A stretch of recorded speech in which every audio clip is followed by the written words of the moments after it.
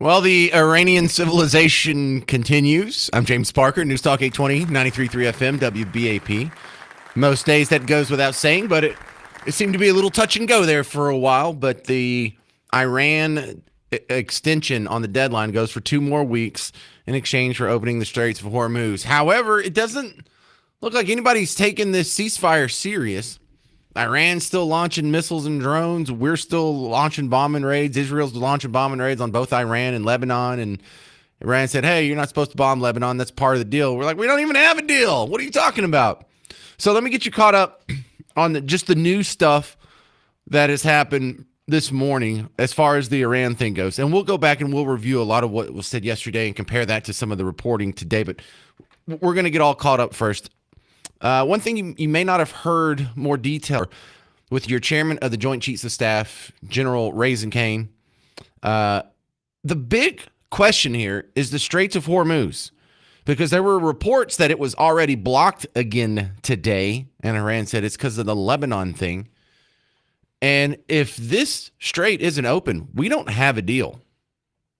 Iran has said that safe passage through the Strait of Hormuz will be possible in coordination with Iran's armed forces and, quote, technical limitations. What do you believe that means? And then we've also heard reports that Iran has continued striking targets well into this morning. At what point are we beyond a grace period? Are we giving them a grace period? Is there a miscommunication there? What's going on with that? What we know is that Iran is going to say a lot of things. A lot of people are going to say a lot of things, claim a lot of things. What has been agreed to, what's been stated, is the strait is open. Our military is watching. I'm sure their military is watching, but commerce will flow. And that's what you saw the markets react to, is that reality. As far as shooting, that we were monitoring it last night in real time. Of course we are. Iran would be wise to find a way to get the carrier pigeon to their troops out in remote locations to know not to shoot any longer one-way attacks or missiles, because this takes time sometimes for ceasefires to take hold. We're watching it. We're prepared if necessary, but we hope and believe that it'll hold. You think they're having communication issues even in 2026? If you knock out some cell phone towers and a couple of transmission lines, you could just cut someone off like that? I'm not saying that rhetorically or sarcastically. I really don't know, because you would think, well, they can't use beepers anymore because we've managed to ruin those. But that doesn't sound right. We'll see. We gotta take some time here. Let this all play out. Give it like 24 hours to see if that strait opens up. And if it doesn't, then I think this ceasefire collapses immediately. Here's the other cool part from the Pete Hegseth Raisin Kane press conference this morning. This is a little bit longer of a soundbite. This is going to be almost 2 straight minutes here. But the chairman of the Joint Chiefs of Staff goes through, just starts spitting out numbers. And it's kind of amazing because that war is a big effort. It's very expensive. It's costly. The logistics are mind-boggling. But just listen to some of these numbers. At the end of this, we should do a pop quiz. Here, I'll ask you in advance. How many gallons of coffee do you think the military consumed during Operation Epic Fury? And in order to do this, it required the service and sacrifice of more than 50,000 American warfighters deployed across CENTCOM, EUCOM, and stateside. The Joint Force flew more than 10,000 missions, including 62 bomber missions, 18 of which flew round trip from the United States to deliver bombs on military targets. Each of these missions was more than 30 hours in duration, and we did that 18 times. No other military in the world can do that. And it's a testament to the logistical force that quietly serves behind them. I cannot thank TRANSCOM and the Air Force Tanker and Mobility Force more. Combined with Army and Navy joint fires, we struck more than 13,000 targets. And along with our Gulf partners, we've thus far intercepted 1,700 ballistic missiles and one-way attack drones, defending our forces and our partners in the civilian population. And we remain ready to do so should the need arise. Along the way, we consume more than 6 million meals, and by my estimate, more than 950,000 gallons of coffee, 2 million energy drinks, and a lot of nicotine, but I am not saying that we have a problem. I've laid out the statistics, but it does not truly capture the nature of combat. This is gritty and unforgiving business. It's chaotic, it's hot, it's dark, it's unpredictable, and there's always unknowns. And our people proudly walked into those unknowns and continue forward. And through it all, the Joint Force has demonstrated the unwavering resolve that the nation demands of us. That's a lot of coffee, isn't it? 950,000 gallons of coffee. And then he said, what was it, 2 million energy drinks? How would you like to have the monster contract for the Iran war? I mean, the numbers were ridiculous. It was like the Joe Biden bid. $1 billion, million, 400 trillion, $600 billion. So, yeah, a lot has come out of the United States in this effort. Will we have much to show for it? Don't know. I hope so. I think so. I mean, we at least got rid of the Ayatollahs. That's for sure. But the number one thing I'm still looking for is going to be a guy in pants. The guy that's running Iran 6 months from now, a year from now, does he look like he shops at the Jedi store, or does he shop at TJ Maxx? I just want a TJ Maxx guy. Coming up next, an honored guest on the James Show, economist Steve Moore. He was the guy in the Trump administration that wrote your tax cut that passed in 2017. Yeah, he wrote that. We're going to talk about how the economy is already just bouncing up into the stratosphere. It's up there by the Artemis space mission right now, reacting to this news. I'm James Parker. It's News Talk 820, 93.3 FM, WBAP.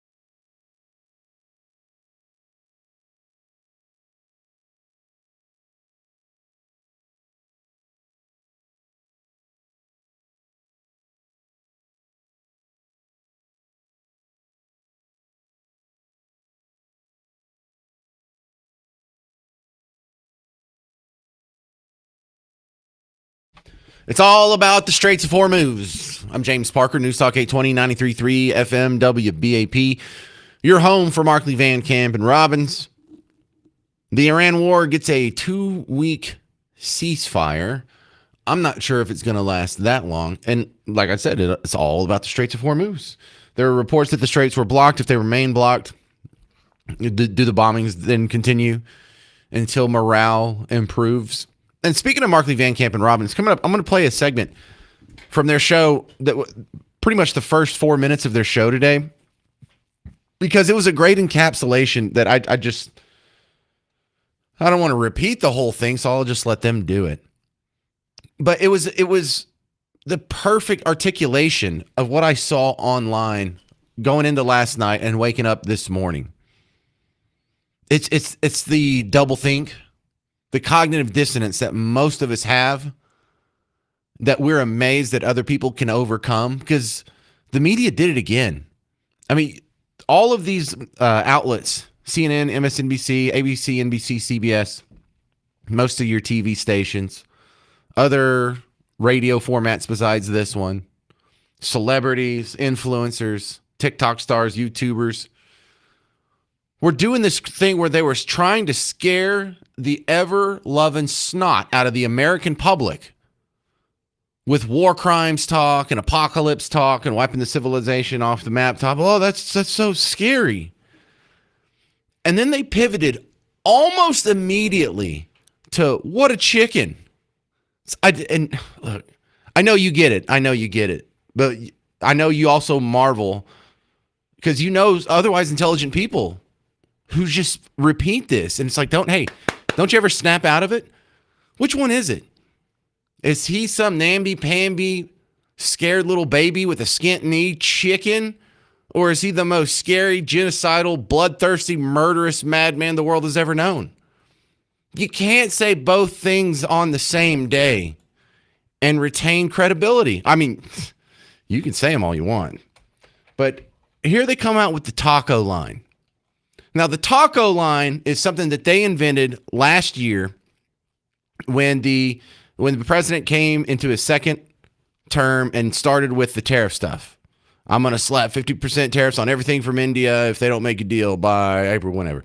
And there were all these deadlines for all these countries, and quite often there would be some negotiating going on, and he would delay the tariffs and he would push it back. And they tried to make this stick last year that Trump always chickens out. You can't say that about Iran. Iran has been a thorn in our side for 47 years. This is the first president to do anything about it. This is the first president to not chicken out. And they're still saying it. Let's roll through this here. I want to start with Erin Burnett.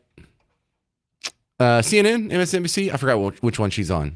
Then you get to the practicality of people that will live in the moment. That's what the markets do. So the markets, of course, right now in futures trading, they have gone up. Because guess what? Trump has backed off. And there will be some who will call it, taco. Right? Trump always chickens out, which is making way too light of it, but it is also... Yeah. CNN. I said it right the first time. There was another guest on CNN. Her name's Dozier. She was saying this on Wolf Blitzer's show yesterday. This could be a high-stakes negotiating tactic to try to get them to blink, but so far they haven't. They've proved consistently that they can take more pain, and they see themselves as gaining in political stature every time they force Trump to bypass one of his deadlines, which we might see tonight, the taco, Trump always chickens out syndrome. And it's not just the pundits here. Jimmy Kimmel last night in his monologue threw out the taco line. So all day today, everyone, most notably the people of Iran, were wondering if their civilization was going to die tonight. Well, good news, it didn't. It was the Taco Tuesday of all Taco Tuesdays. As our president. Y'all all had the same punchline. Y'all all had the same joke on the same day. Can you not have an original thought? Can you not think for yourself just for one monologue? So if you turned on the TV last night after the deadline passed and we realized it wasn't going to be Armageddon for the Persians, taco everywhere. President Trump's critics have coined the acronym TACO for Trump always chickens out. And there will be some who will call it taco. Trump always chickens out. The taco, Trump always chickens out syndrome. It was the Taco Tuesday of all Taco Tuesdays. As our president. Yeah, we get it. Do they get memos, or are they just so programmed that they're like, yes, we've always been at war with East Asia? Another clip here from Jimmy Kimmel last night. Just joking about war crimes. He's always chickening out, but then he's also a bloodthirsty bad man committing war crimes. Attacking civilian power plants is a war crime under the Geneva Accords. I guess he figures he's done all the other crimes. Well, we might as well do the war ones, too. Yeah, isn't that hilarious? He's the most evil person alive. Doesn't everyone agree with me? This is a comedy show? Look, I've dabbled in comedy. I haven't reached the heights of Jimmy Kimmel, that's for sure. And there's a lot of people who are funnier than me. But I will submit to you, if you are an aspiring comedian, war crimes is not fertile ground for comedy, sowing, and harvesting. You'll remember that, Garrett? Yeah, that's not going to be in Garrett's world, is it? You're not going to do a little fun little time where Garrett committed some war crimes. I know Garrett doesn't commit war crimes. Garrett hasn't even ran with scissors yet. There was actually some good reporting on this. Trey Yinks. I'm going to start working my way through this because there was a lot. Now, he's actually over there wearing the vest, looking all serious. But he's the guy that is saying, yeah, they're still bombing over here. I can see them over my shoulder in the camera behind me. So having the guys on the ground is always super duper cool. Let me just play the first one here. I've got a few cuts from him, but it's going to come back to the same conclusions here. Just so you know, it's going to come back to the Straits of Hormuz. It's going to come back to the uranium. It's going to come back to whatever the negotiations that are happening right now. But Trey Yink sounds like a deal's not happening. Donald Trump threw out 15 points. Iran threw out 10 points. Their points are ridiculous. They called our points ridiculous. So I don't know how close we are to an agreement because, judging by this ceasefire is not going to last long. Now, since the overnight hours, the fire has stopped toward Israel but has continued toward Gulf countries. The agreement in part appears to be holding, but we're looking now at the details of this deal. The Wall Street Journal reports on Iran's proposed plan that includes 10 separate points. Some of them include the U.S. guaranteeing a non-aggression pact with Iran, continuing Iran's control over the Strait of Hormuz, acceptance that Iran can enrich uranium for its nuclear program, removal of all primary sanctions on Iran, removal of secondary sanctions, an end of all UN Security Council resolutions against Iran, an end to the IAEA's resolutions on Iran's nuclear program, compensation, payment for Iran and its war damage, withdrawal of U.S. forces from the region, and a ceasefire on all fronts. And you got to buy me a Dr. Pepper. I mean, that was a ridiculous line. That's a ridiculous set of demands from Iran. Look, I hope that they're doing that as a public face, but behind closed doors, they're doing something a little more reasonable. My concern is if the guy that's in charge right now sounds like he's just as bad as the Ayatollahs, just a hardcore Islamist, resisting at all costs, willing to do anything to hold on to power type of guy, we're going to have to kill this dude too. 800-288-9227, 800-288-9227. More evidence that the Iran ceasefire is not going to hold very long coming up on News Talk 820, 93.3 FM, WBAP.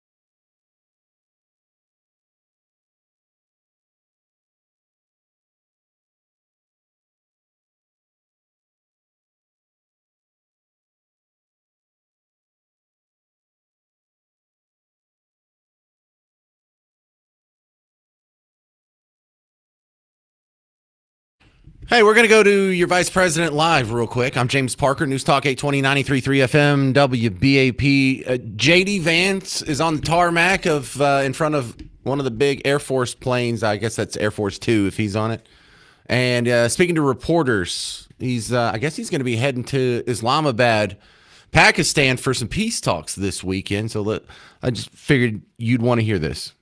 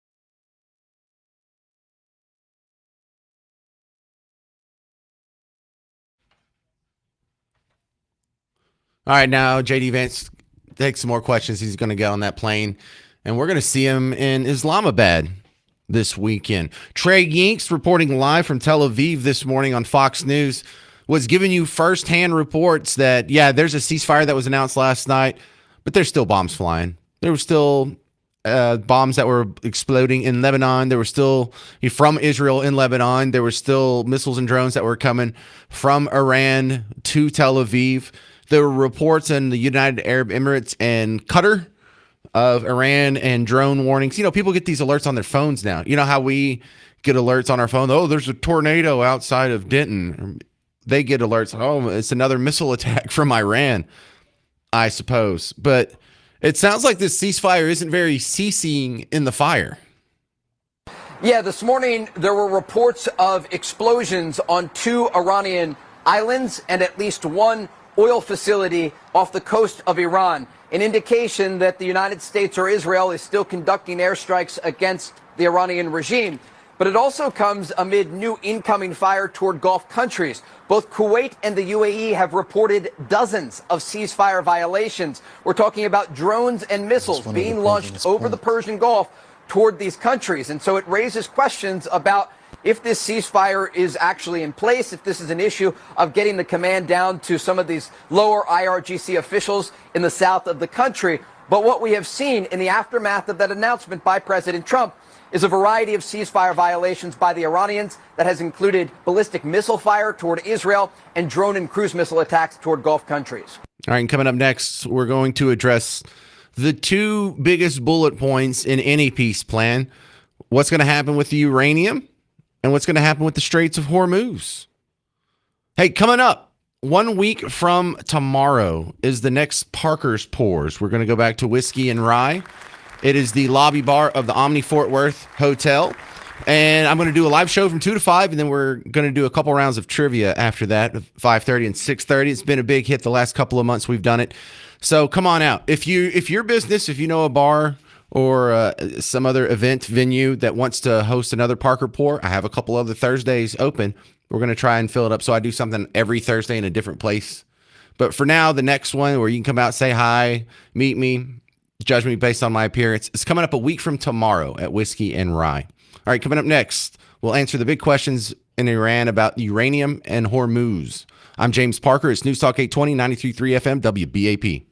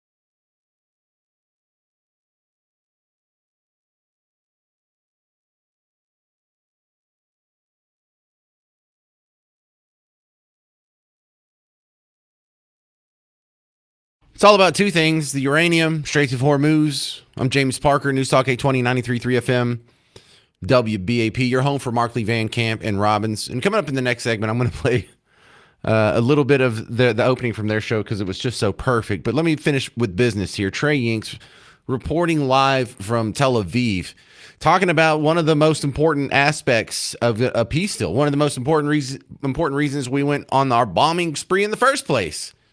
That damn uranium. Yeah, I've been talking with Israeli officials this morning, and they have been relatively quiet, simply responding, we need to get the job done. They raise a lot of questions about Iran's enriched uranium and questions about if this will be able to be addressed at the negotiating table. They pointed out that nothing has changed from the early days of Operation Epic Fury. And you remember U.S. Special Envoy Steve Witkoff talking about how the Iranians first entered into negotiations before this war began, saying that they had enough highly enriched uranium to create 11 nuclear bombs. Israeli officials are asking, where is that enriched uranium?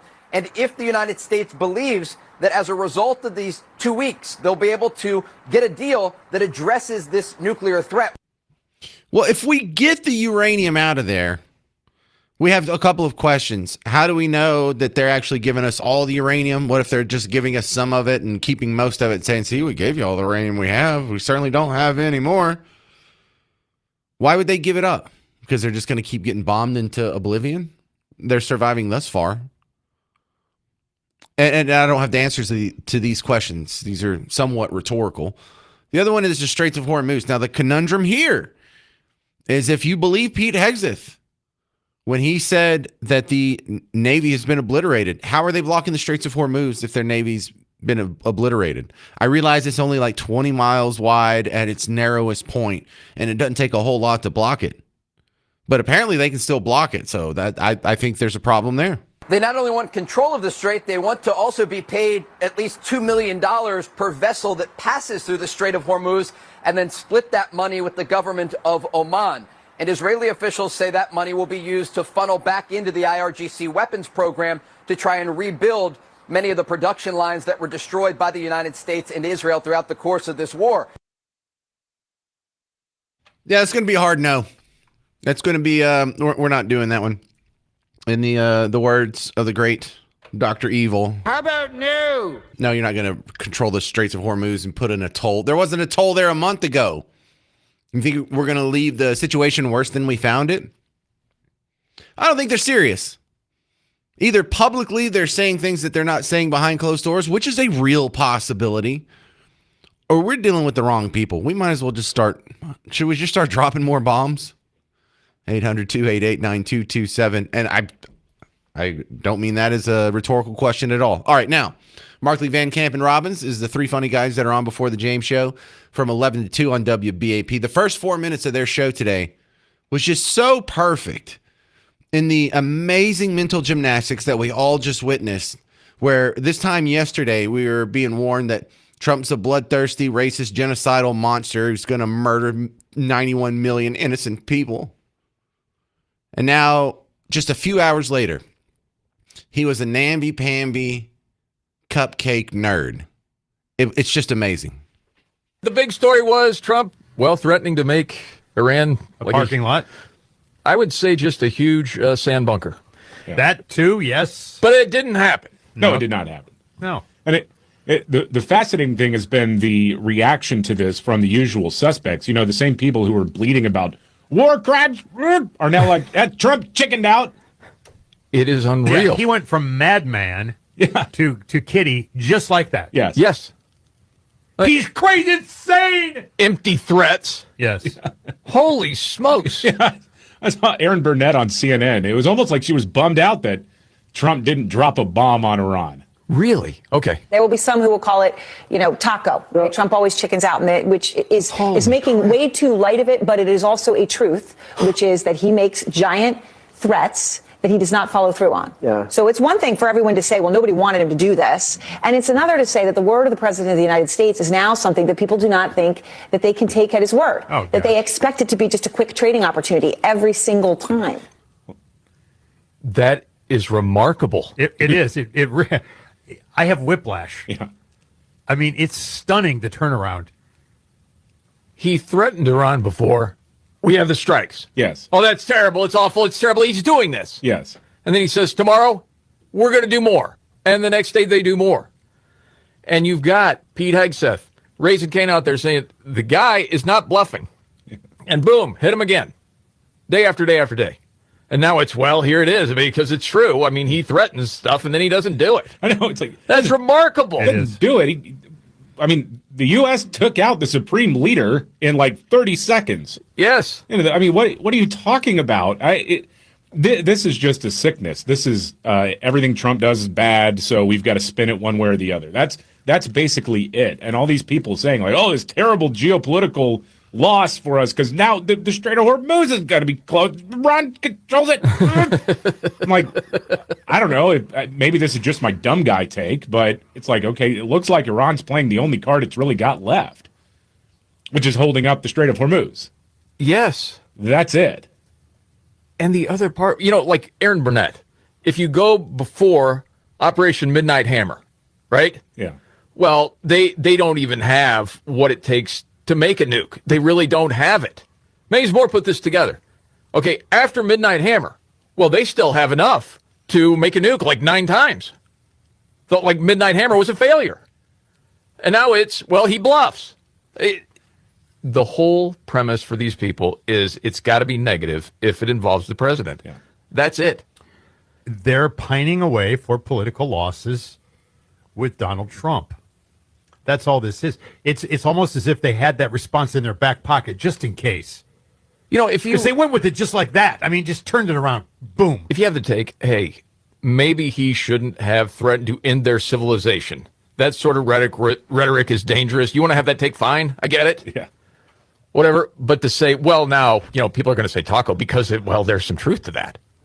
Okay. Now, as far as ABC, the coverage, John Carl had a conversation with the president, and they wanted to highlight that, and apparently this is how it went. This is the most stunning reversal that I think we have ever seen in American politics. In about 10 hours, the president goes from threatening the annihilation of Iranian civilization to saying he's got an agreement that will bring about a golden age of peace in the Middle East. John, have you covered this guy for the last 10 years? I know that this dude is, Trump's got John Carl on speed dial for some reason. Yes. And it's like, how is this the most stunning reversal in American politics? Trump does this all the time. Yes. It's like, we can be worst enemies or best friends. What Yes. are you going to do to help me? That's how he operates. The other part is he usually knows the end goal of what he wants. He's not going to tell you what it is. He might say it's a whole lot more than that, but he'll be happy settling at a certain point, but you don't know what it is. And from there, it's all the art of the deal. It's in his book. And that was Markley, Van Camp, and Robbins this morning on WBAP. To the phones we go. Anna, Fort Worth. You're on News Talk 820, 93.3 FM, WBAP. Hey, James. How are you? Hey, Anna. Hi. So I have a comment about Iran and, why we continue to bomb them and they continue to come back over and over and over. This is just my perspective is that we're not fighting against flesh and blood, but we're fighting against principalities. And the Bible is very clear about this. It's not that we're fighting against humans. We're fighting against principalities and demonic forces. So this is why we keep, they keep coming back over and over and over. That's what I really wanted to say. Yes, Ephesians 6:12. Our struggle's not against flesh and blood, but against rulers, authorities, principalities, dark forces. Yeah. Correct. Makes sense to me. I have no argument with that, Anna. I mean, it's apparently we can't just blow up our way to peace over there. So some people are going to have to change some hearts.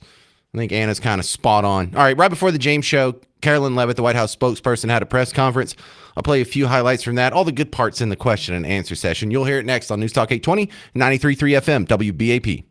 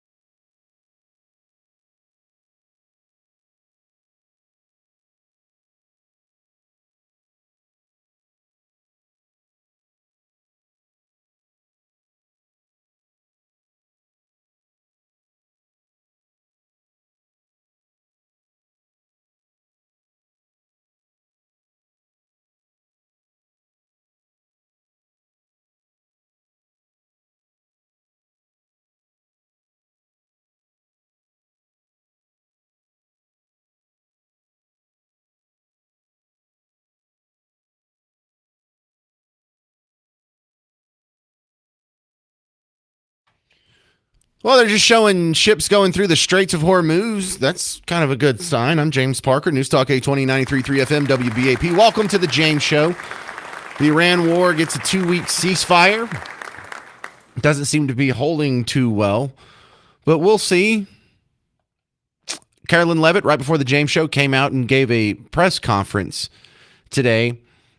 I'm going to play a couple of clips from her opening statements, but all the rest of the good stuff is going to be in the question and answer session. But I would be remiss if I didn't just cover the exposition here, where she comes out and she gives a summary of the Iran war successes thus far. And this takes about a minute and a half, but there's no way you can shorten this up without leaving out vital information, because all of this are the bricks that are being laid to build the case, to build the story for why we did this in the first place. Why is this a good thing? What are we doing here? With respect to the 2-week ceasefire announced by President Trump last night, this is a victory for the United States of America that the president and our incredible military made happen. From the very beginning of Operation Epic Fury, President Trump stated this would be a 4 to 6 week military operation to dismantle the military threat posed by the radical Islamic Iranian regime. Thanks to the unbelievable capabilities of America's war fighters, the United States has achieved and exceeded those core military objectives in just 38 days. The U.S. military destroyed Iran's defense industrial base, crushing the regime's ability to manufacture weapons that they and their proxies use to maim and kill Americans and terrorize the world.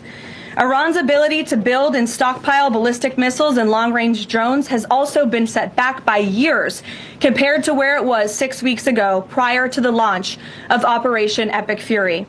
We destroyed the vast majority of Iran's ballistic missiles, launcher vehicles, and long-range attack drones through more than 450 strikes on ballistic missiles and approximately 800 strikes on Iran's drone launching units and storage facilities.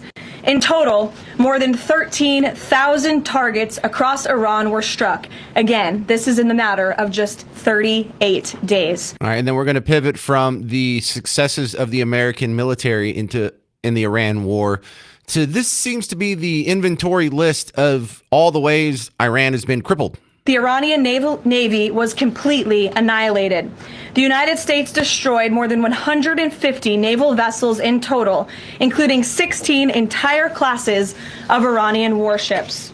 Despite once being the largest undersea force in the Middle East, Iran now has 0 submarine vessels.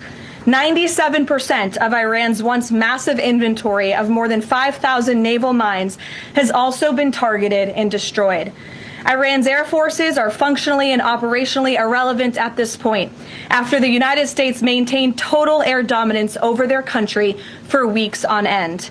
To underscore the significance of this, before Operation Epic Fury, the Iranian Air Force would fly between 30 to 100 flights per day. Today, that number is 0. Iran's ability to fund and support its terrorist proxies has been greatly reduced. At this point, Iran can no longer distribute weapons to its proxies in the region. And most importantly, Iran will not be able to acquire nuclear weapons. Whew. Okay, so now you're all caught up. The Iran proposal that have been floated around. J.D. Vance, you heard him talk about this in the last segment. There's been several claim proposals that this is what Iran wants, and some of them don't match the other ones, and some of them the Farsi version doesn't match the English version. But Carolyn Levitt sounded like they're all absurd. The president's red lines, namely the end of Iranian enrichment in Iran, have not changed. And the idea that President Trump would ever accept an Iranian wish list as a deal is completely absurd. The president will only make a deal that serves in the best interests of the United States of America, and he as a negotiating team will focus on this effort over the next 2 weeks, so long as the Strait of Hormuz remains open with no limitations or delays. All right, one point of contention almost immediately in the ceasefire that was announced last night. Israel did some strikes in Lebanon, and Iran said that violated the ceasefire agreement, which Lebanon wasn't in our ceasefire agreement. I didn't see that anywhere in the paperwork, or I don't know what verbal agreement they have going on. But then that's why Iran says that they were launching missiles and drones at other people last night, including Israel, also Qatar, UAE. Danny. Thanks, Karen. Would President Trump like to see Lebanon included in this peace deal? Because as you know, there have been increased Israeli strikes on Lebanon today with dozens of casualties there. Sure. Lebanon is not part of the ceasefire. That has been relayed to all parties involved in the ceasefire. As you know, Prime Minister Netanyahu put out a statement last night in support of the ceasefire, in support of the United States' efforts, and he's also assured the president they'll continue to be a helpful partner throughout the course of the next 2 weeks. Okay, and then she was asked about the uranium situation in the press conference. This is Carolyn Levitt right before the James Show started. Highly enriched uranium. Has Iran given the administration any indication that it would simply turn over the enriched uranium, or is this an expectation that the president has that he would have to send in ground troops in order to do that? This is on the top of the priority list for the president and his negotiating team as they head into this next round of discussions. And as I said in my opener, that is a red line that the president is not going to back away from, and he's committed to ensuring that takes place. We hope it will be through diplomacy. But have they given any indication that they would turn it over? They have. They have? Yes. Now, that's the first time I heard of that was right before the James Show started from Carolyn Levitt. There has been indications that they would be open to turning it over under the right circumstances. Wow. Coming up next, political commentator Raven Harrison on the James Show. It's News Talk 820, 93.3 FM, WBAP.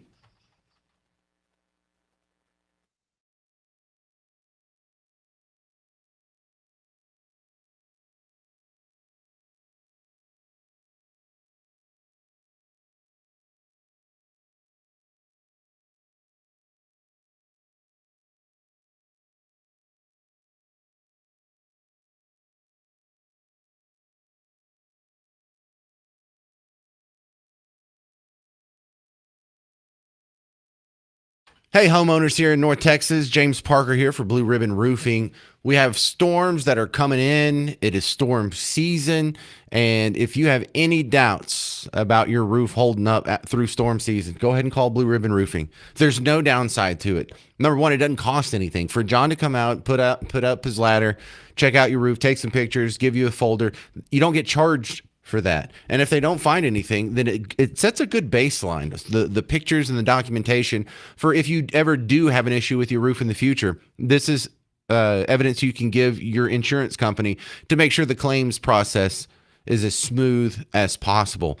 So whenever you see this bad weather over the next few days, and then you see a shingle missing, or you see a bunch of that little gravel coming off the shingles of your roof, or you think maybe is that a brown spot in my ceiling?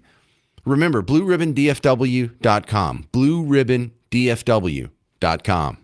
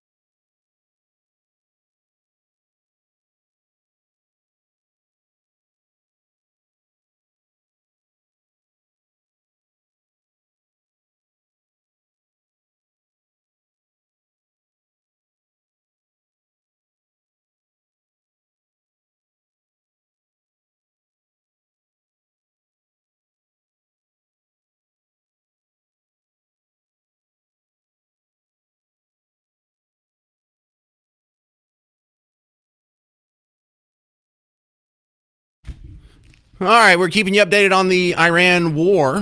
News Talk 820, 93.3 FM, WBAP. Here to give us an assist is the great Raven Harrison, political commentator and regular on the James Show. Welcome back, Raven. How's it going? So the Iran war gets a 2-week ceasefire, but is this going to hold? It sounds like no one's paying attention to the fact that the Strait of Hormuz are supposed to be closed and Iran's not supposed to be bombing anybody and we're not supposed to be bombing anybody. I mean, is this even really a ceasefire?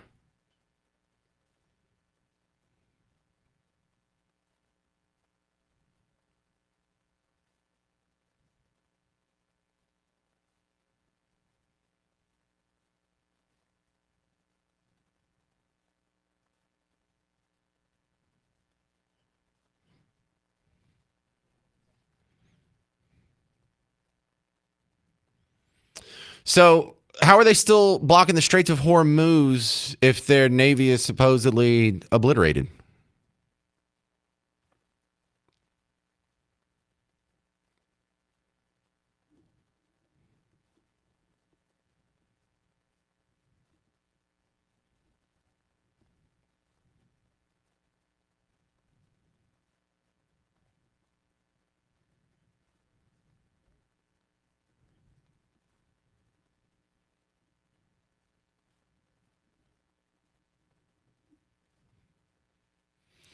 So if we get to the end of the 2 weeks and we haven't agreed on a peace plan, what do you think happens there? Bombs away?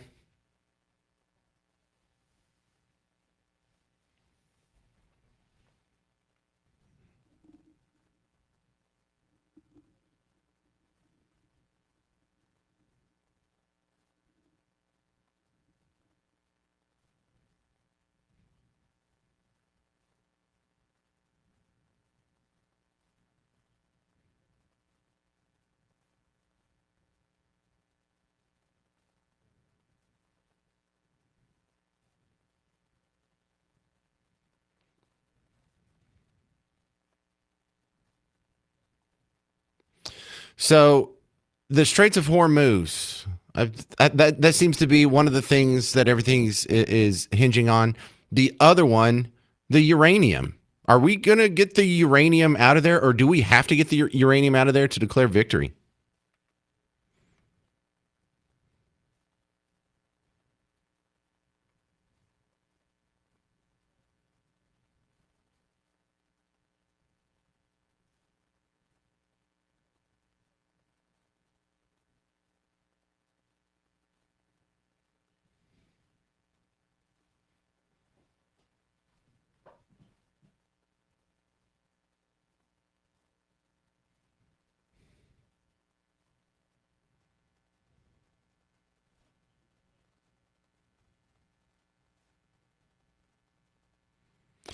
All right, Raven Harrison.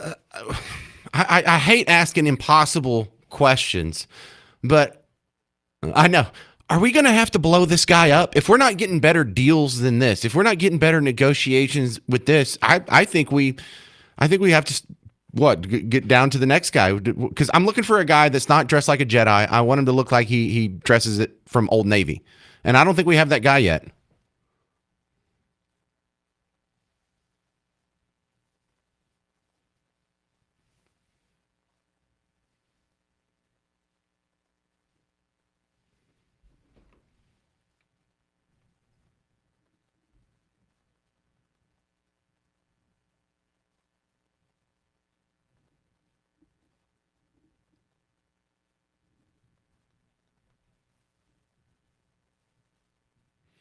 All right, Raven Harrison. We're going to keep an eye on this. I want to hear from you soon whenever this ceasefire either comes to fruition or fall apart. We'll have to chat again. All right. Where can we find your work online? Thank you very much, Raven Harrison. All right, coming up next, we're going to tap the brakes on the Iran war just for a bit and talk about the data center debate here in North Texas. I mean, this is happening in about 5 different jurisdictions right now, and it's the same set of arguments that are happening in each place. We'll address them next on The James Show. News Talk 820, 93.3 FM, WBAP.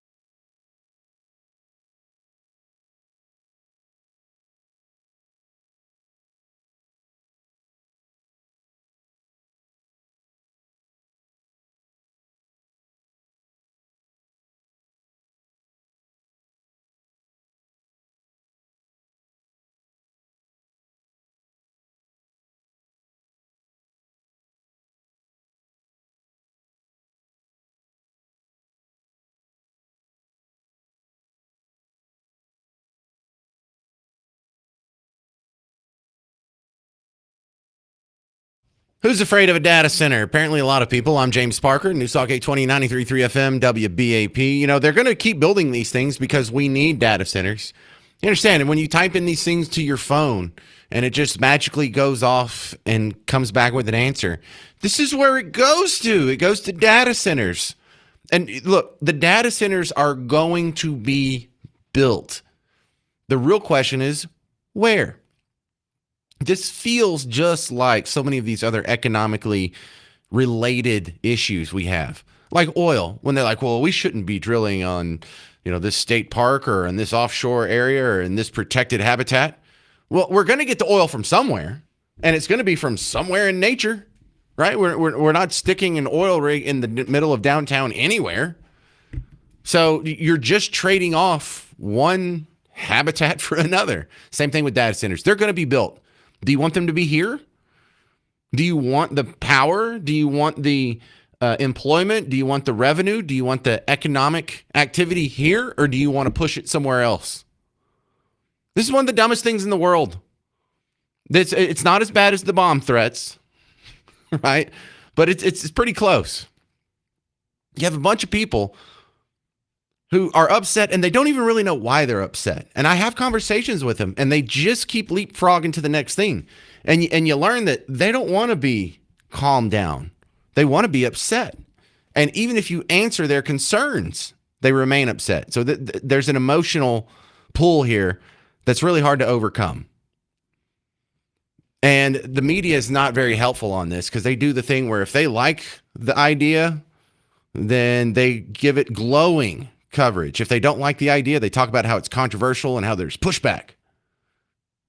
And so if it's City Hall, something as dumb as blowing up City Hall and building another one somewhere else, taking $1 billion building or whatever it is, and blowing it up and rebuilding it somewhere else, a building that's already paid off.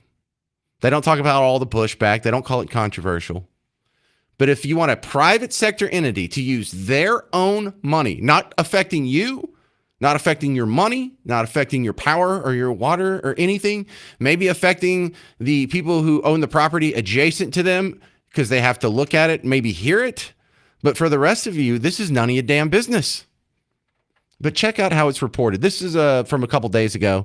Data center pushback I'm sorry. I think this is the Fort Worth one. Midday data centers are coming to communities across Texas, but not without pushback. The community meeting on tap tonight. Welcome back to Midday on this Tuesday. I'm Morgan Young. We are seeing a surge across the state and plans for new data centers, some of which, again, getting serious pushback. Yeah, say tonight, pushback Granbury again. City leaders will take up this issue again. Chris Sadeghi has the details. Data centers like this one in Hood County are popping up all across the state of Texas, and communities are trying to make sure they don't encroach on their neighborhoods. That's why we have our eyes on a couple of meetings. Hang on. Look, we're already 30 seconds into this. They haven't said one nice thing about data centers. Let's see if they say one nice thing about data centers. The jobs that they create, the economic incentive, the economic, there's like, when they say the World Cup's coming here, yes, this is going to generate $480 million worth of economic activity. Well, it's because they like that. Do we get anything positive about data centers here? This week, the first one tonight here in Granbury, where the people here have already flooded the Hood County Commissioners meetings lately, asking for a moratorium on these data center projects, but so far without success. Now the city of Granbury taking up the issue. Their Planning and Zoning Commission is holding a public hearing tonight on a zoning ordinance to 2,600 acres recently annexed for a data center. The agenda item says the purpose is to add, define, and list supplemental standards for data centers. Cities and counties across Texas are having this same conversation as people have expressed environmental concerns, noise concerns, and other side effects they fear these centers bring to their neighborhoods. Enough pushback that a Texas House committee will hold a hearing in Austin on Thursday to study the development and impact of data centers. On the agenda for that meeting in Austin, several of the CEOs of these companies. I'll save you the trouble. They're not going to say one nice thing about it. And they're not building a data center. Data centers are encroaching on the neighborhood. See, they're diabolical. Building something new isn't revitalizing in this instance. It's encroaching. It's not progress. Encroaching. It's controversial. They said pushback 3 times. Let me give you the counterexample. WFAA did a story a couple days ago about how the Fair Park's being revitalized. They're spending millions and millions of your dollars. Now, in Fair Park, this is money that is taken from you. This is costing you money for services that you're not going to be a part of. You're not going to go see this fountain. You're not going to go smell the flowers in this new flower bed that they just planted. You're probably not going to go to any of the buildings that are getting some new tile or new walkway or some new LED lights or whatever the heck they're doing. This is money taken from you, absolutely flushed down the toilet with no use, no utility, no service to the outside world. On the other hand, we have a data center, the thing that makes your phone work, the thing that makes the internet work. Every time you do with these online transactions, every time you pay your bills online, every time you get on social media and share a picture, every time you do anything that requires this phone to talk to the outside world, you're getting the miracle of data centers. And what are they called? Encroaching, pushback, ugly, controversial, power, concerning, encroaching, Fair Park, flushing your money down the toilet. Listen to how glowing the coverage is of this stupidity. The Texas Woofus, one of the fountains flowing again at Fair Park. Dallas leaders say this time the progress is real. You're going to see the grass. The progress? They're flushing your money down the toilet. Isn't this great? No one's getting anything out of it. It's not making your phone work. It's not creating jobs. We're just flushing your money down the toilet, and it's progress. It's not controversial. They don't talk about the pushback. See if they say anything negative about this clear waste of your money. This is green. You're going to see there are flowers in there, and you're going to see the fountains operable again. Dallas Park and Recreation Director John Jenkins told City Council the city's finally moving from talk to action. How big a deal would that be for Dallas to finally figure this out? Yeah, I think this is probably the biggest problem that hasn't been solved in the 50 years I've been watching this from afar. After the city took back control of Fair Park from Oakview Group in September, ending a 6-year management deal that broke down over maintenance, money, and oversight, Jenkins says crews have upgraded HVAC systems in several buildings, improved the landscaping, and overseen renovations at the African American Museum.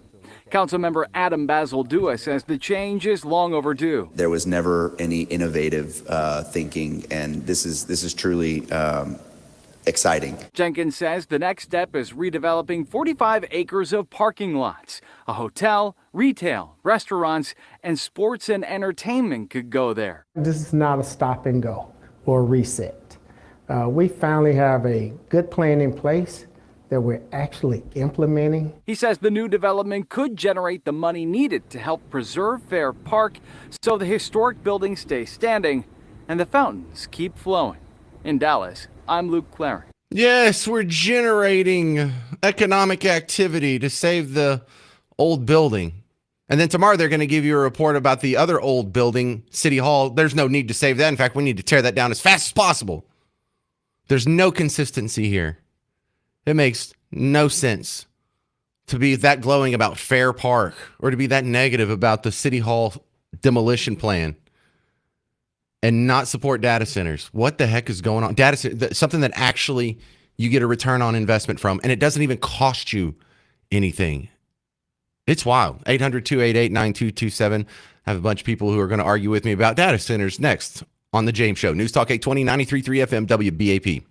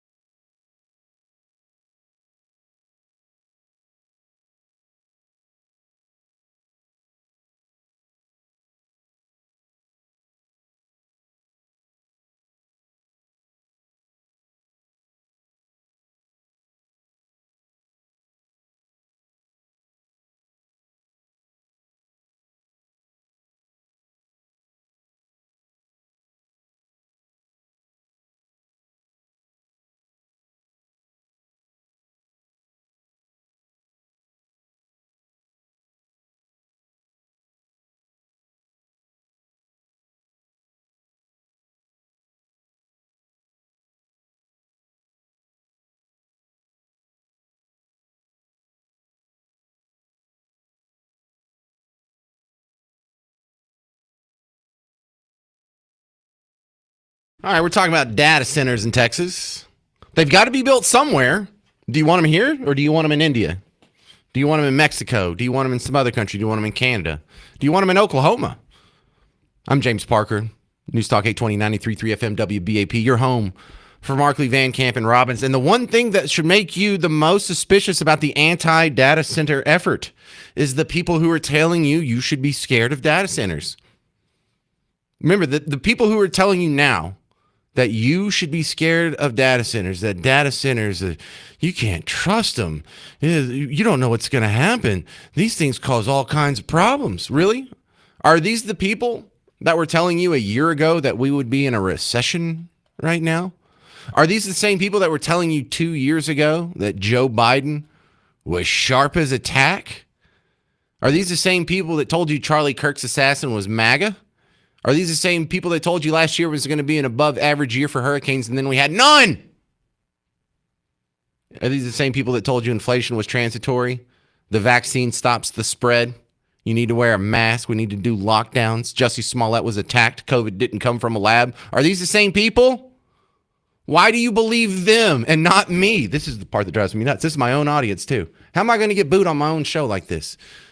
Steve in Carrollton, you're on News Talk 820, 93.3 FM, WBAP. What up, man? Thanks for having me. Hey, Steve, go ahead.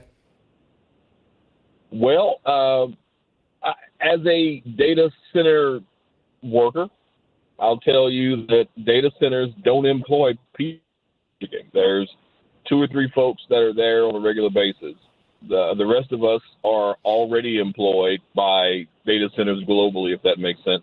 And we go in, do work, and leave. Cool. There's no more employees being added to the list. No real employees being added to the list of employee on the roll anywhere. But they're going to make a fiscal difference in our economy. And frankly, if there were, the only ones they'd hire are these daggum Indians from wherever they came from, instead of the people that are American homegrowns. So it wouldn't benefit us anyway. I'm not obviously one of those people who called or who said that the sky was falling in the past several years with a lot of liberal garbage that's come along. But I happen to know that data centers suck up a lot of electricity, and we're fighting brownouts and blackouts around here, be it the winter storm or every daggum summer, where we're fighting to make sure that our lights are able to stay on. And now you're going to bring in several data centers to enjoy more of the electricity that we can't afford to give up or even use for ourselves. I mean, it's lunacy. So your answer is, well, let them move to India. Well, frankly, no, that is not my solution. I do not want them to move to India. I want them to, as many of them as possible, to be built here. Right, but you're saying if I don't want them here, they're going to end up in India someplace. Well, no, if they are, they are. But the fact is, every time I pick up my cell phone, it works. Every time I use my laptop, it works. So it's not like we need more data centers to make our cell phones work. We don't need more data centers to search the internet. We're already able to do all that. So adding more data centers doesn't give you any features that you don't already have, that you aren't already. Oh, so they're just building them for funsies? There's no additional utility from data centers. They're just spending billions and billions of dollars. Meta is spending $10 billion outside of El Paso for no improvement of performance. I find that hard to believe, Steve. The way you sold it is that, well, if you don't get these data centers, your cell phones aren't going to work. You want them to work. Well, no, that's not so sure. There's AI benefit. They're going to add more AI. Of course, but Steve, if we don't build the data centers somewhere, then your phone capacity is going to be limited. Now, if we don't build them here, they're going to build them somewhere because they're not going to let your phones go dark. So they are going to build them. Are we going to get the benefit of that, or is our data farming going to be beholden to India? You know, you might have noticed that anything that crosses our border can and will be used against us in geopolitical law. Ken in Arlington, you're on News Talk 820, 93.3 FM WBAP. Yeah, and that's why that these data centers are being built where all these people from India are moving to, so they have easy driving. Well, then get rid of the people from India, not the data centers. You're not going to get an argument out of me on Okay, that. cool. I mean, that's the best way. I mean, now, are they red dot Indians or feathered Indians? Like Blackjack or Slurpee? Yeah, the Slurpee, definitely. But that's what I'm saying, is that they have to flood these, just like Minnesota, for example. They flooded Minnesota with all these people from Somalia to change the electoral vote. Yeah. They flooded all these people in North Texas from India, and now they're going to build the data center. It sounds like you have a problem with our immigration system, not our data centers. I don't think there should be anybody that's coming in here that's going to be on. What's your thoughts on data centers, though? Just the immigration angle on it? No, I think we need data centers. Are you cool with them being built here? Oh yeah. Oh, okay, cool. All right. Well, great, Ken. Just like the NASA thing.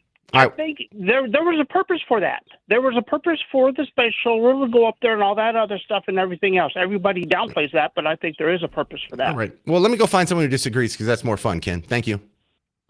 Robbie in Denton, you're on News Talk 820, 93.3 FM WBAP. Go.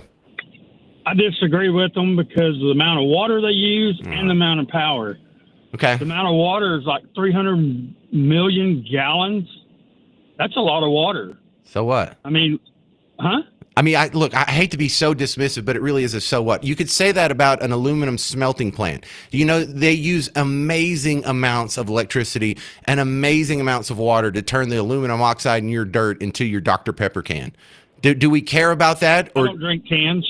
I don't drink cans. Well, you use aluminum somewhere in your life. I'm just messing with you. Okay. But anyway, if you're if you're reliant on the lake from Bugtussle and they build a data center out there and they drain your lake and you don't have any water, what are you going to do? All right, you're not going to be able to. You're not Robbie? going to be able to use bottled water. Has all no the one time. ever read like The Wealth of Nations? Have none of y'all read like a free market capitalist textbook? If they run out of water, if they build a place where they can't have enough water to support it, then the data center will fail. So you know what they're not going to do? They're not going to build it in a place where they don't have enough water to support it. A lot of them are coming up with their own utilities to bring in their own water, so they use it on a loop system and don't have to draw too much from the outside world. The new Meta plant outside of El Paso is going to have its own power plant with 1.21 gigawatts of capacity. I'm kidding. That was 1 gigawatt of capacity. It's close. I just wanted to say the quote from Back to the Future. All right, more on the data center debate in North Texas coming up. I think I'm going to hear from the callers next. 800-288-9227. I'm James Parker on News Talk 820, 93.3 FM WBAP.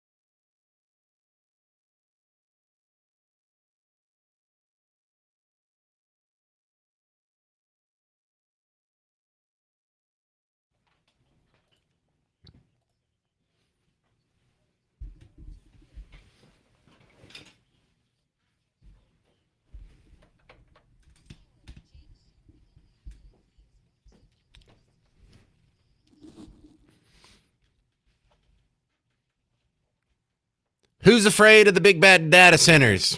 Apparently a lot of people. I'm James Parker, News Talk 820 93.3 FM WBAP. Welcome to the James Show, where in this, you have to try and separate yourself from your current bubble. I know we always accuse other people of living in a bubble, but we are in somewhat of our own 2026 bubble here. But I want you to imagine what it was like when you go back, I don't know, 100, 150 years, and the Industrial Revolution, which started in Great Britain with the Brits doing fun stuff with steam. And eventually it trickles out to our neighborhoods here in America, and all of a sudden someone wants to build a factory. You want to build a factory? Well, no, you can't build it, not in the middle of a town. You know how much electricity that's going to take? You know how much water that's going to take? Do you know how much noise that's going to take? Did you know those things, some of them stink and you can smell them? What's that going to do to traffic? What's that? We don't have the infrastructure to support it. You know what? I know they're going to build it somewhere. They just need to build it way, way, way outside of town. Well, they can't build it way, way outside of town. They don't have access to all the materials that they easily need. And, you know, depending on what the facility is, that might not be the best option for them. But in hindsight, isn't that silly? Because you may say, yes, yeah. They do make noise. And some of them do stink. And they do use a lot of electricity and a lot of water. And maybe they don't create enough jobs to make you happy for the trade-off. But you know what's worse? Living in this society that's pre-industrial revolution. So there were countries that did not embrace the industrial revolution immediately when it happened. They put up walls, and not literal walls, metaphorical walls, and tried to maintain their traditional culture. Japan was a great example. They resisted the Industrial Revolution for a long time before we kind of forced it on them. I mean, it ended up being a good thing in the long run for them because now they make everything from Sony to Nintendo. But they did not benefit from it, and they were eventually overtaken by it anyway. You can't stop the data centers. There are going to be data centers. You do not want to live in the society pre-data center. You want to live in the space age, the information age, because we used to be, you know, the Stone Age, Paleolithic, and then the Neolithic was when some of us figured out farming, so we didn't have to just chase our food around and kill it all the time. So then we could build cities, and then we got into we went from the agricultural revolution to the industrial revolution. Now we're in sort of this new internet revolution. And we are about to stack another level on top of that with this new AI capability. You realize that second guy that they found that got shot down in Iran, you know, there was Maverick and Goose, and they picked up Maverick immediately, and Goose had to go hide out and climb up a 7,000-foot mountain. They found him using an AI-powered tool to locate the signature of a heart murmur. Now, if you don't have data centers, he doesn't get found that way. We might still have found him, but not with that tool. We have this new tool that we can use. These tools exist. You can't put the toothpaste back in the bottle. We need data centers, and we're better off having them here than somewhere else. Someone wrote in, sent me an email. Who was that? The Canada guy. Yeah, James, another James, from Saskatchewan. He says, yeah, we have no worries about data centers in Canada. We aren't doing anything up here except welcoming the Chinese in. We're recruiting foreigners for our military, mercenaries, if you will. Nothing good going on up here. Awesome show, James. I listen daily for a piece of sanity. Well, thank you. But you're running into one of the, for our Roman Empire lovers out there, one of the checklists that we're looking for in the fall of the American Empire is importing foreigners to serve in our military, because that's one of the things that kind of separated the Roman Republic from the Roman empires when they started letting foreigners be in their military in exchange for citizenship. That did not work out well. We do not need to repeat that. Good job, Canada. This is Mike in Dallas. You're on News Talk 820, 93.3 FM WBAP. Hey, I think it's interesting to hear none of the dots are getting properly connected with the data centers other than the reoccurring theme of AI. And if someone's going to make an argument, well, it doesn't produce new jobs, they're not looking at what the data center's doing because it's producing tons of jobs. If we're going to stay competitive, we need those data centers just like we need to grow our own food. Why would we want that coming from something foreign and not domestic? I love your point about how, hell yeah, it's creating jobs. It's not jobs where people are going to be sitting their butt physically on the rectangle of dirt that the data center occupies, but think of all the new jobs that AI has allowed. You're absolutely right, Mike. It's so hard to point at the opportunity cost by not building these and the opportunities that are created with data centers. It's just that's such a good point, because now there's a whole new level of jobs that now that AI exists that didn't exist before. And taxis had a good run of it until Uber and Lyft showed up. But you could never have Uber and Lyft without the smartphone, without widespread adoption of the smartphone. And then someone came in and made the app and made this whole new industry that never existed before. And it's so great. Think of all the people who have supplemented or made all of their income from being an Uber or Lyft driver. Well, AI is going to be the same thing. There's going to be tons of job creation, even if it's not at the actual data center. Thank you very much, Mike. That was a fantastic addition. Let's go down to Fred and Waxahachie. You're on News Talk 820, 93.3 FM WBAP. Well, you're getting too many people that support data centers. I don't know where your beginners are today. I live in and work for a suburban county, and the argument that you quoted about getting them further away from the city, the calls and emails that I get at the office opposing a data center going in on 2,500 rural acres that's building its own natural gas power plant on a property that already has a flood control lake. There's people who are just, the misinformation that they're spewing about water use and electrical use, they still don't want it. There's a large number of people that are just against a data center, period, out of some unreasonable fear. I don't know how to get past it. I don't know where it came from. I don't know who started this. Because look, I've always been wildly attuned to this because the only professional training I have, it's not in radio. I'm an AI. I'm not an AI. I'm an IT guy. I went to college for computers. I can code, all that crap. But I had one of the coolest classes I had back then. It was a hardware class where we learned to take apart and build computers from scratch and swap out motherboards and do all kinds of networking and crap like that. And my professor did one of the coolest exercises ever. He said, now I want you to imagine what we could do if we had infinity storage. And so what he was talking about in the mid 90s is cloud storage. And he said, I want you to think about what we could do if we had infinity bandwidth, because we were on 56K modems back then.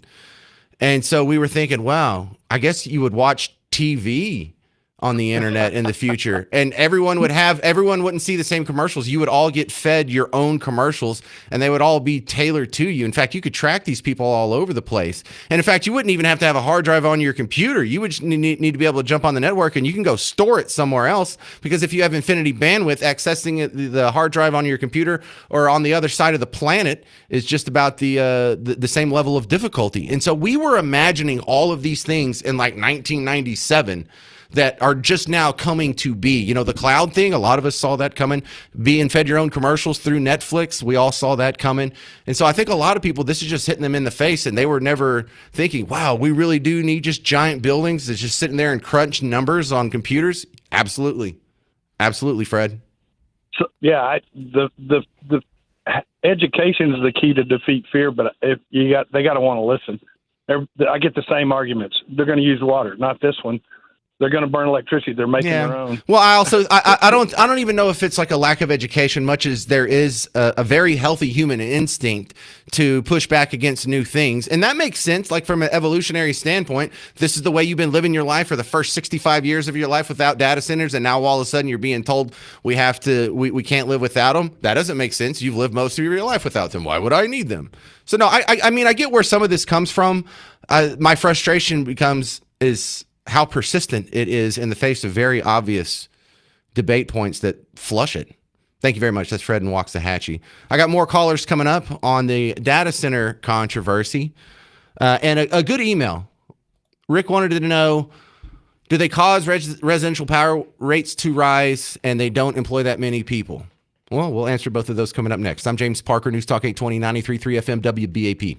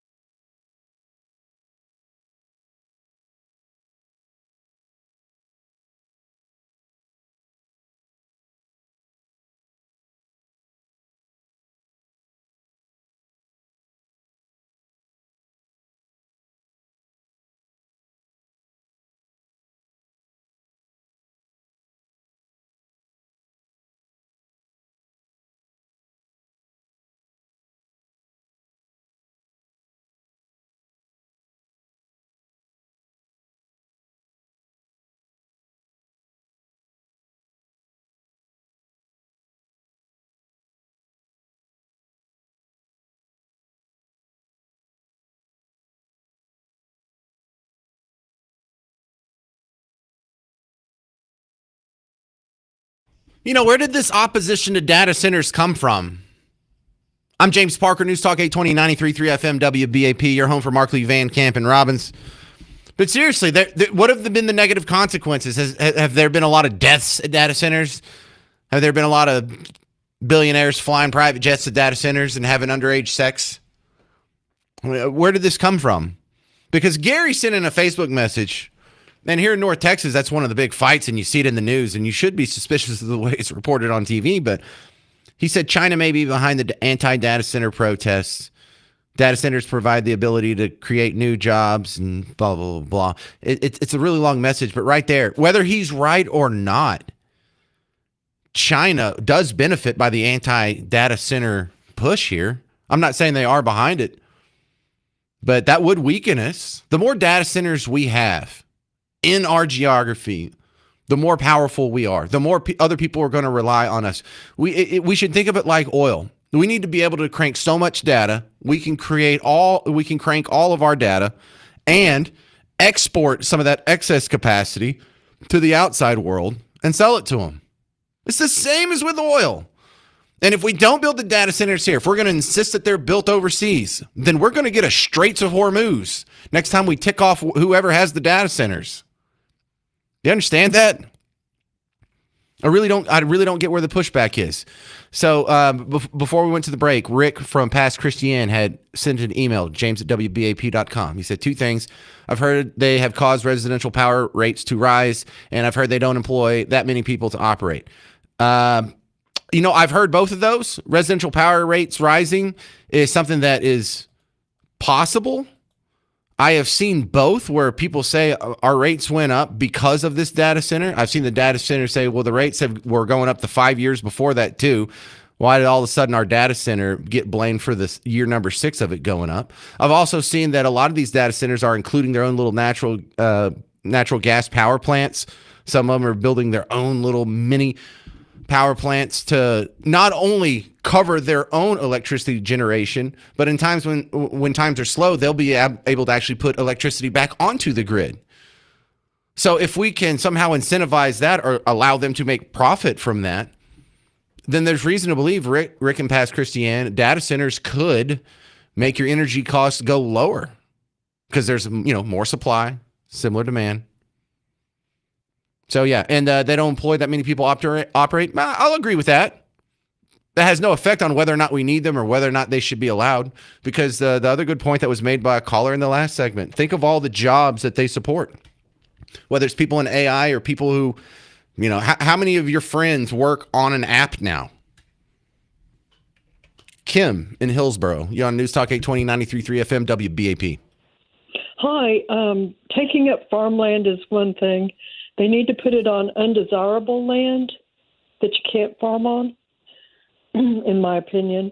And another thing is, if you were to put it by the ocean, you'd have plenty of water. It wouldn't affect our, the drinking water, our underground water. I don't think they can use seawater. I think they would need like a desalination plant to clean that out.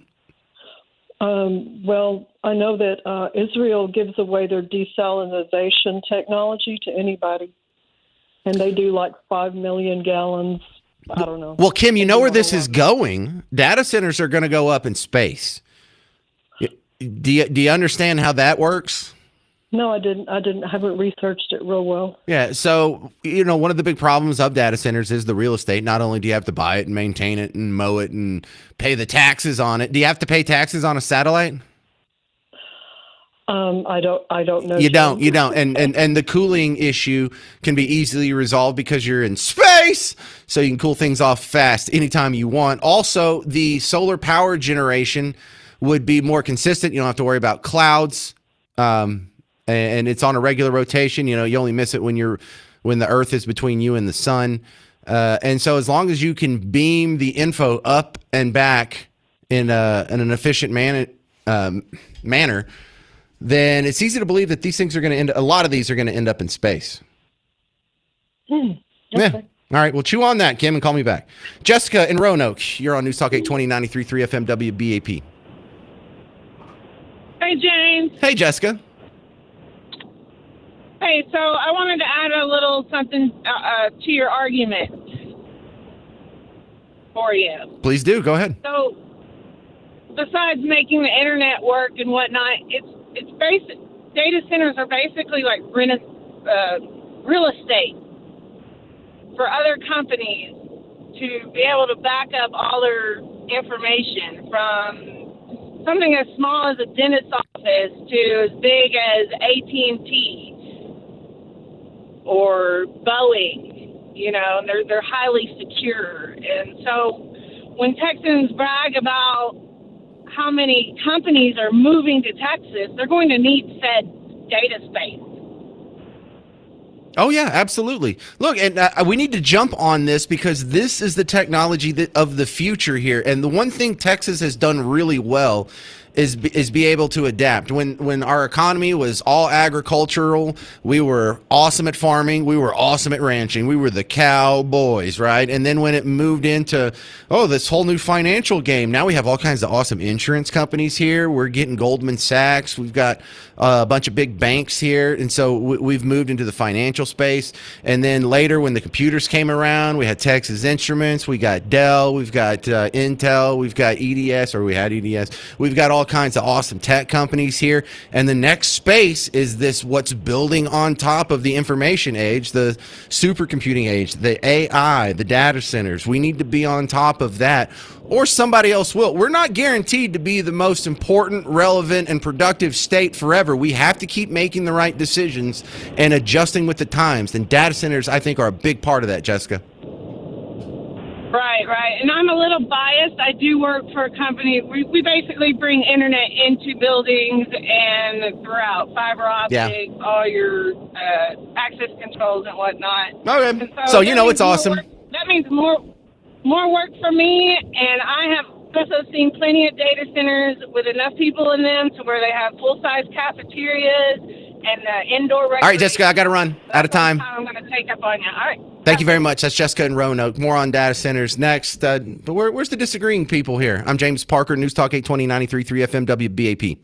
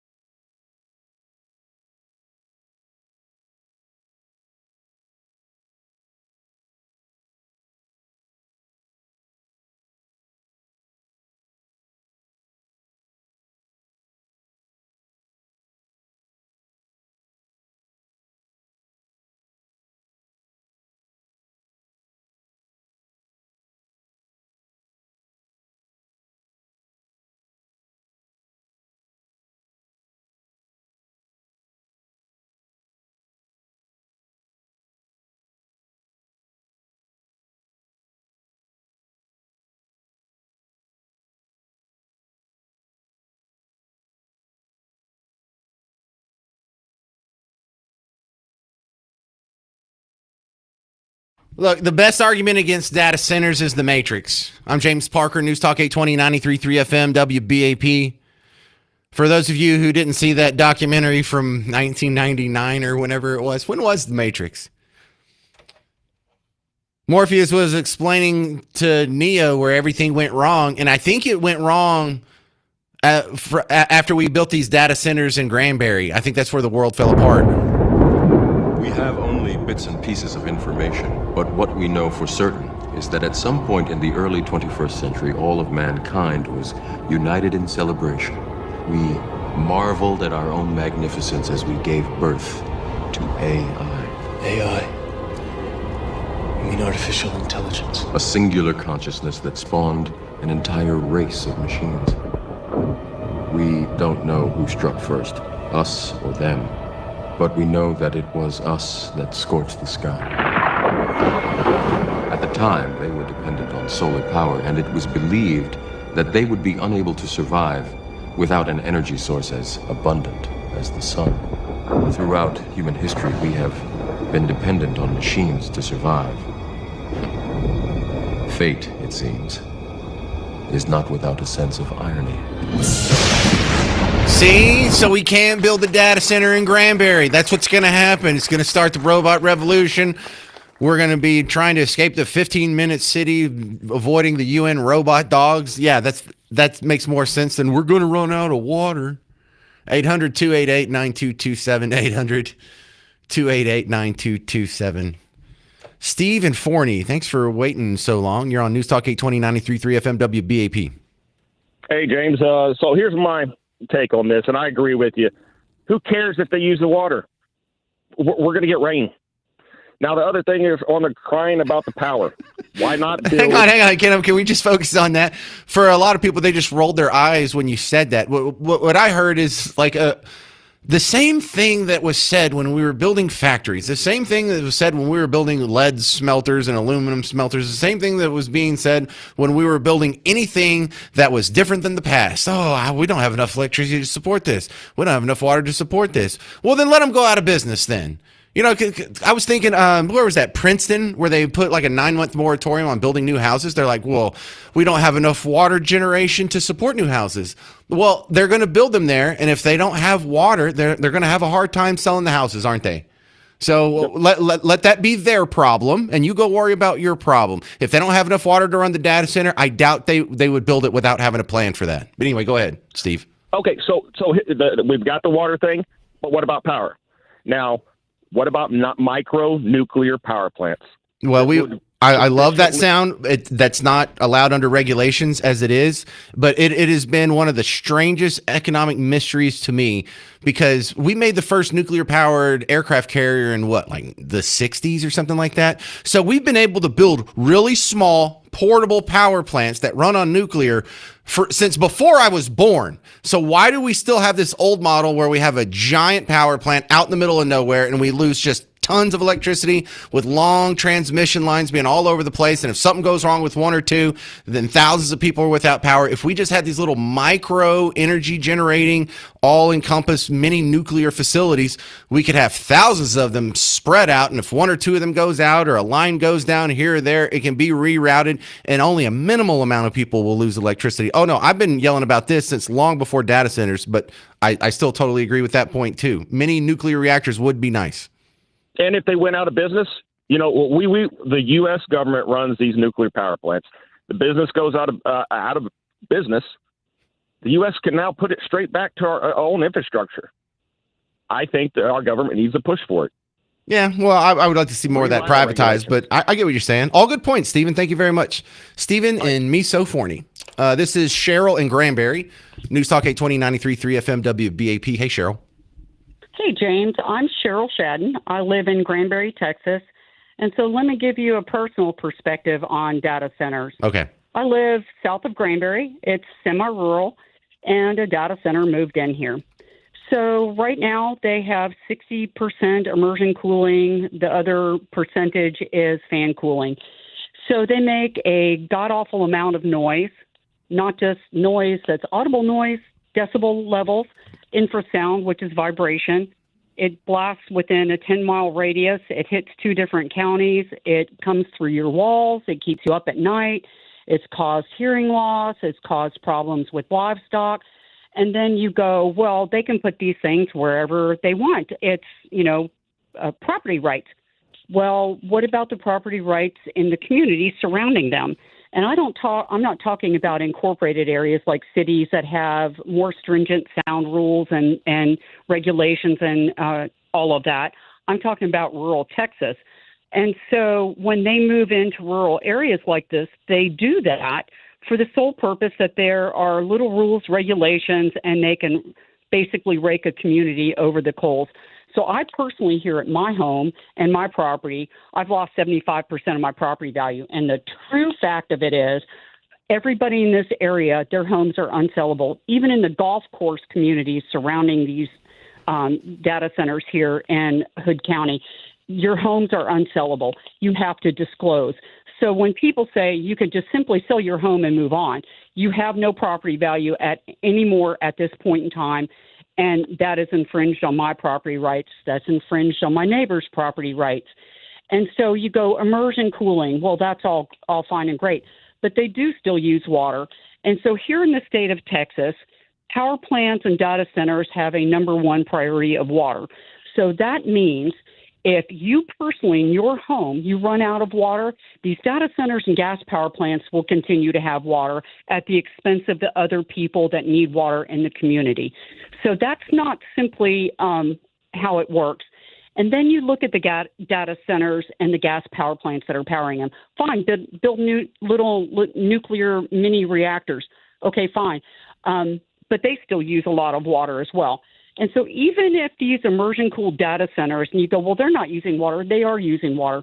They still have to, just like your car and your radiator, they still have to dump that water, and they have to fill back up with fresh water. So there is still some dumping, and there's some retention ponds and all of that.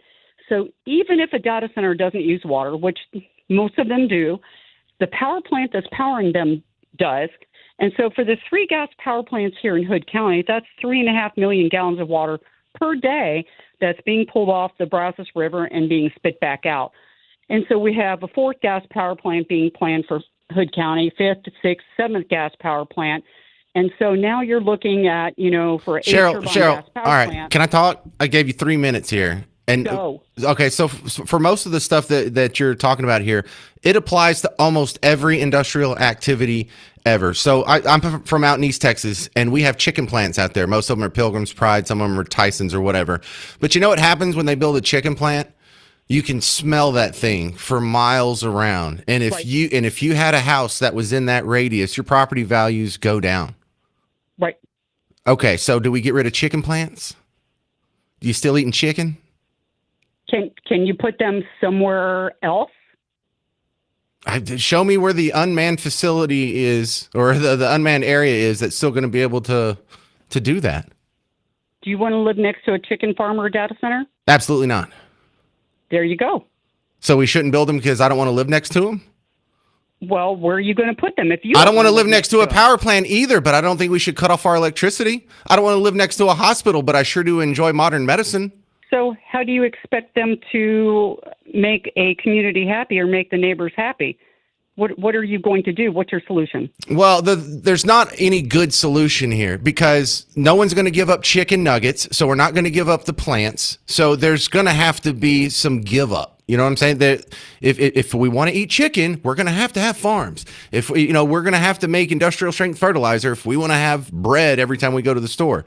So all you can ask these private sector companies to do is to minimize it. Can they put up some sound walls around it that would minimize the humming that the outside world feels? Because you actually lean into some of my libertarian sensibilities when, how much are they allowed to do? Well, if they are actively doing something to lower your standard of living, like imposing an involuntary cost on you without your permission, well, then that's where we need to have a discussion. Other than just property values went down, that's not a thing. But if you can hear something, if you can smell something, if you, seeing doesn't really bother me that much because I can't build something if someone else can see it.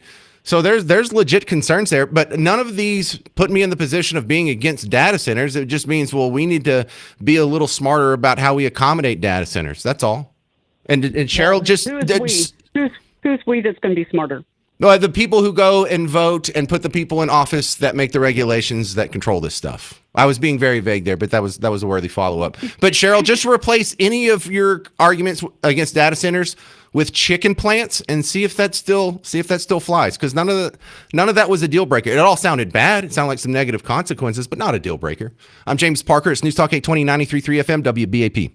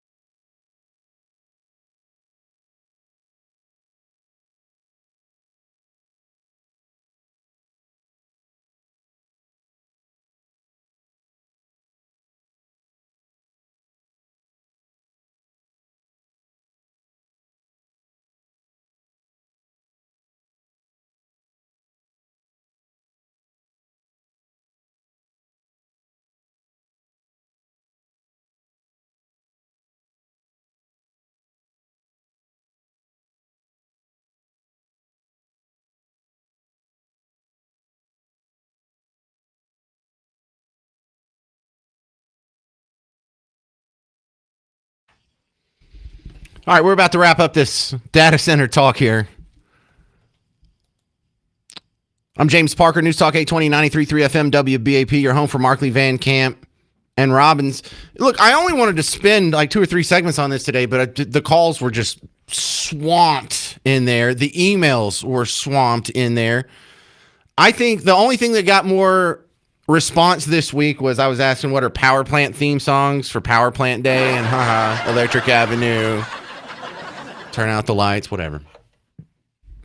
But the data centers, these stories keep popping up. The data center controversy in Fort Worth, one in Granbury, there's one in Hood County, there's one in Kaufman County. There's a big one that's being built out by El Paso. Meta, Mark Zuckerberg's building a big one by College Station that's going to have like a 1 gigawatt natural gas power plant on it. And it's a huge story here. Just trying to get a beat where everyone's at. Where did all the scaremongering of data centers even come from? Les and Kaufman, you're on News Talk 820, 93.3 FM WBAP. Yes, sir. I want to set facts straight right from the beginning. Uh-oh. I love chicken nuggets. Okay, sounds good so far. So the 2,400, I wanted to add an asterisk to what the gentleman earlier, and I said gentleman because I respect everybody, 32-year public servant. I respect people like that. I respect the way you handle things and stuff like that with controversy, whatever like that. The 2,400 acre place that the gentleman was talking about, and talking about data center, it was not just data center. It was about a sustainable city, and that was going to be built here in Kaufman County, and it was shut down because it was not anything to do with a data center or anything. They were excluding anybody other than just the Muslim community. Yeah, I kind of knew there was a Sharia angle on that. I didn't want to get people distracted on another topic here, but yeah, you've all true. What else you got, Les? Yes, sir. So I was saying that was just shut down. Mm-hmm. So the thing about that asterisk with the guy was it was not just about a data center. I know we have to have that around for what we do. We live in AI right now. And, you know, I just wish people wouldn't spin things the way they do and just understand that, you know, it can happen the right way. But all right, good stuff. Let me take one more call here. That's Les over in Kaufman. Yes, this is Donna in Grand Prairie. You're going to be the last word on this, Donna, and we got 20 seconds. Go. Hi, I very much agree with Cheryl. And the fact that you said you wouldn't want one in your backyard is pretty much the problem. A lot of these deals have been done through the back door with no transparency until the deal was practically done, so that the citizens are not having their say. And if you don't want one in your backyard, then you better be paying attention. Well, if they build one in my backyard, I will just move. You lose a lot of your property value. Well, that'll stink for me. Nan actually had the best idea. You should build it where City Hall is right now. Brilliant. I'm James Parker. That's going to do it for my time today. You can experience the season's biggest blockbusters at Look Dine-In Cinemas. There's open in Bedford and Arlington. Catch your favorite movies while enjoying dinner, drinks, all in one place. Get some free tickets from us. You can win 2 passes by texting MOVIE. That'll put you in the contest to win 2 passes from us. Text MOVIE to 800-288-9227. I'm James Parker. This has been The James Show. Mark Levin's next on News Talk 820, 93.3 FM WBAP.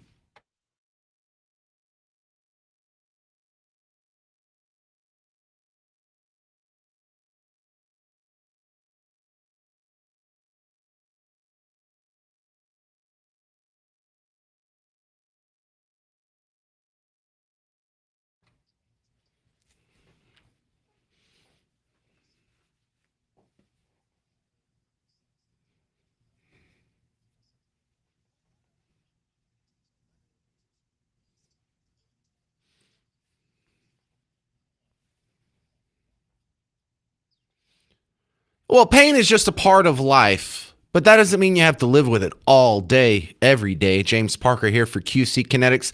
The cutoff for you should be, have you ever turned down an event because of your pain. Have you ever said, I don't want to go to Six Flags this weekend, my knee's bothering me, or I don't know if I can go hiking with you, I don't know if my knee will go up those hills, or I don't know if I could play catcher in the softball game tonight because I can't be squatted for a whole hour. No, don't do that. Do not sacrifice your quality of life and give it up just because you have a little bit of pain. At least call QC Kinetics, go in, take advantage of the free consultation, and see if they can help you. And then if they can, then we'll talk about, financing it, getting what the treatments look like. And maybe this will be on your way to a new pain-free future where you do all the events and all the activities you want to do without having to worry about pain. But it starts by you calling QC Kinetics. 972-972-8610. 972-972-8610.